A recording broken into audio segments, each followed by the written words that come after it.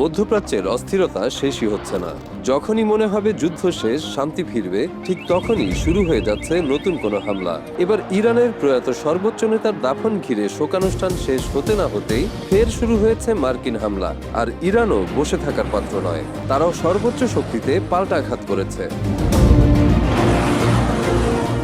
যুক্তরাষ্ট্রের সাম্প্রতিক বিমান হামলার জবাবে এবার সরাসরি পাল্টা আঘাতের দাবি করেছে ইরান।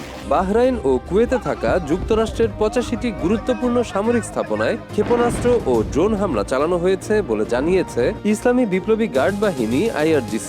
এরপরই উপসাগর জুড়ে সর্বোচ্চ সতর্কতা জারি করা হয়েছে। IRGCর দাবি, তাদের নৌ ও মহাকাশ ইউনিট যৌথ অভিযানে বাহরাইনের সালমান বন্দরে অবস্থিত যুক্তরাষ্ট্রের ৫ম নৌঘাঁটি এবং কুয়েতের আলী আল সালেম বিমান ঘাঁটি সহ ৮৫টি গুরুত্বপূর্ণ সামরিক লক্ষ্যবস্তুতে হামলা চালিয়েছে। অভিযানের সময় বাধা দেওয়ার চেষ্টা করা একটি মার্কিন MQ-9 ড্রোন ভূপাতিত করার দাবিও করেছে তারা। ইরান বলছে এটি ছিল যুক্তরাষ্ট্রের হামলার প্রাথমিক জবাব। তাদের অভিযোগ, যুদ্ধবিরতি ও ইসলামাবাদ সমঝোতা লঙ্ঘন করে যুক্তরাষ্ট্র হরমুজগান ও মাহ শহরের কয়েকটি উপকূলীয় ঘাঁটি এবং বেসামরিক স্থাপনায় বিমান হামলা চালিয়েছে। একই সঙ্গে দেশটির সর্বোচ্চ নেতা আয়াতুল্লাহ আলী খামেনির শেষকৃত্যের বৈশ্বিক প্রভাব আড়াল করারও চেষ্টা করেছে ওয়াশিংটন।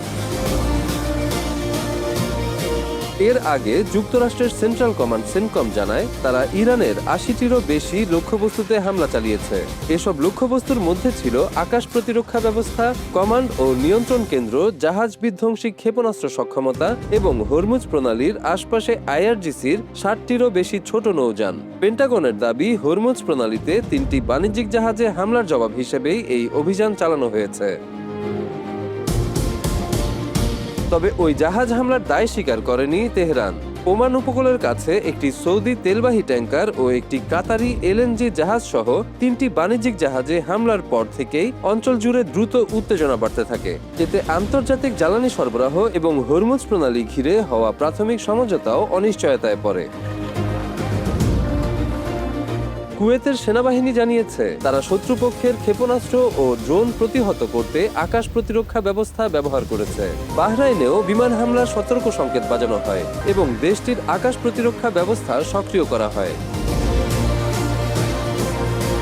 এদিকে ইরানের পররাষ্ট্র মন্ত্রণালয় অভিযোগ করেছে, তেল বিক্রির ওপর নতুন করে নিষেধাজ্ঞা আরোপ করে যুক্তরাষ্ট্র ইসলামাবাদ সমঝোতা ভেঙেছে। পার্লামেন্টের স্পিকার ও শীর্ষ আলোচক মোহাম্মদ বাঘের গালিবাফ বলেছেন, ভয় দেখিয়ে ইরানকে নত করা যাবে না, চাপের রাজনীতির যুগ শেষ। নতুন এই পাল্টাপাল্টি হামলার ঘটনায় মধ্যপ্রাচ্যে বড় ধরনের সংঘাতের আশঙ্কা আরও বেড়েছে। কূটনৈতিক আলোচনা কার্যত স্থবির হয়ে পড়েছে।